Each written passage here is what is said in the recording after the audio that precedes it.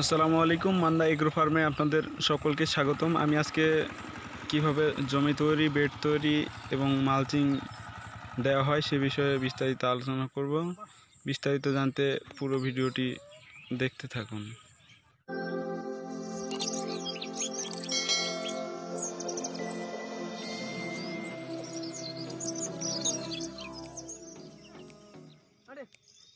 জমি তৈরি, জমি সাধারণত 5 থেকে 7টি চাষ দিয়ে ভালোভাবে মাটি ঝুরঝুরে করে নিতে হবে।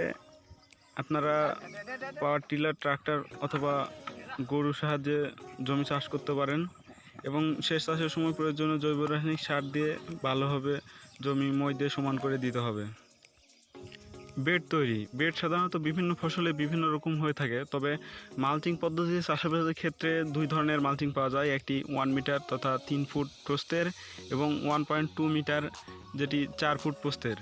এই জন্য আলাদা আলাদা মাপের আলাদা আলাদা বেড তৈরি করে নিতে হবে এবং ফসল ভেদেও এটি আলাদা হয়ে থাকে। এরপরে আসি মালচিং দেওয়া বা মালচিং বিছানো। দেখুন ভিডিওতে কিভাবে একটি বাঁশ বা লাঠির সাহায্যে মালচিং রুলের মধ্যে উঠিয়ে কিভাবে টেনে নিয়ে আসা হচ্ছে খুব সহজেই। এভাবে নিয়ে আসলে খুব সহজেই এটি বিছানো যায়। মালচিং বিছানোর জন্য 2 থেকে 3 জন লেবারের প্রয়োজন হয়। দেখুন একজন ধরে আছে এবং 2 জন এটি টেনে নিয়ে যাচ্ছে এবং দুই পাশে ভালোভাবে মাটি দিয়ে ঢেকে দিতে হবে। দেখুন কিভাবে মাটি দিয়ে ঢেকে দিতে হয়।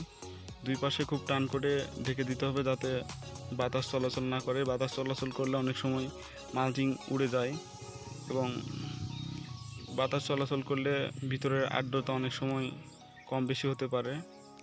তাই ভালোভাবে দুই পাশে আটকিয়ে দিতে হবে যাতে নড়াচড়া না করে এবং সুন্দরভাবে মালচিং করলে দেখতেও সুন্দর লাগে। আর সঠিক পদ্ধতিতে মালচিং ব্যবহার না করলে তেমন ভালো ফলাফল পাওয়া যায় না।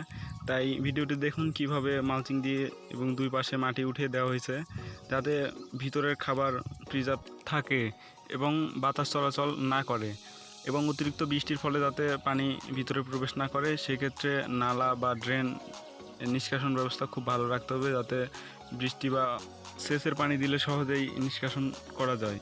ভিডিওটি ভালো লাগলে অবশ্যই চ্যানেলটি সাবস্ক্রাইব করে সাথেই থাকুন। ভিডিওটি দেখার জন্য সকলকে ধন্যবাদ।